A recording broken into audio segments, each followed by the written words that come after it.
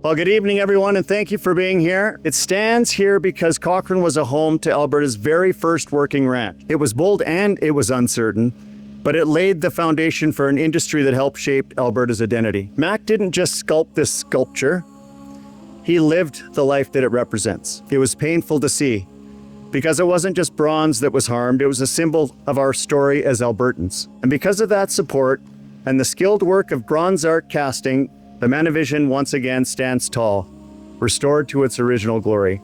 Well, here we are, 46 years later. I was here at the opening, and Dad, Clarence Coppathorne, is the guy in the helicopter. I'm a third-generation Albertan. My grandchildren are fifth. My grandfather, Richard Coppathorne, walked here in 1886 from Winnipeg, because that's where his fare ran out. He and his brother John homesteaded on the Jumping Pond Creek on what had been Cochrane Ranch horse pasture. My father, Clarence Coppathorne, as Minister of Transportation, purchased Newt and Betty Gilbert's ranch for the upgrade of Highway 22 and 1A in the early 70s.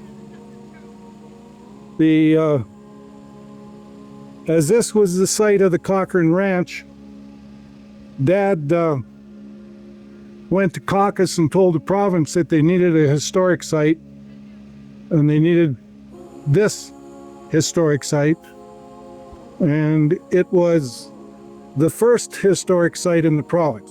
And they put it out to a provincial competition, and Malcolm was the best artist in the province at the time, so he got the commission. The man on the horse is no individual in particular, just a representation of that generation of forward thinkers. This is the site of two firsts: the first cattle ranch in Alberta and the first historic site in Alberta. Ranching brought settlers to the wilderness and prosperity to the province. Dad was a man of vision, and his vision proudly lives on here. I guess one of the notables is Kananaskis country. Dad and Bill Milne were the spearhead behind that. There's only one guy up there, and I would like to, on behalf of my family and the pioneering families in the province, rededicate this historic site to those men of vision. Thank you. First of all, thanks for having this, and thank you to the council for hosting this event. It's quite touching, actually. I know many of our ranching and farming friends are haying or harvesting today, so they couldn't be here, but I know their hearts are here. I'd like to say that I remember much of the process of this project, from the announcement of the competition to the awarding of the successful candidate, which was Mac.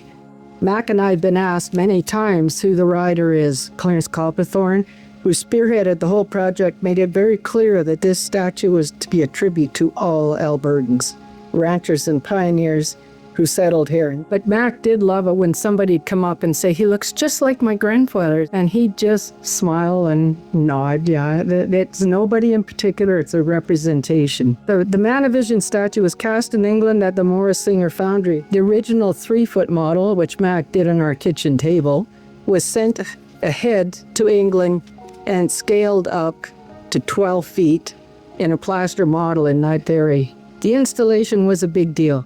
The only part that I personally had in this project, aside from feeding and watering the artist, was picking the name Man of Vision. It was dedicated to the men and really the women, but fortunately you couldn't say men and women of vision. Looking at the statue tonight, restored and renewed, we see more than bronze and stone. We see the vision of those who came before us, the resilience of this community, and the enduring story of Alberta's ranching legacy. So, what's happening now? Judy, this is your moment. We're going to reenact that way back when you guys were on horseback. You were on the horse back then, weren't you? No? Don Edge and just Don? Don Edge was the rider that pulled the veil off the statue. And now we're going to reenact that with Judy and Wendy, and they're going to go up on their horseback and pull the veil off the statue.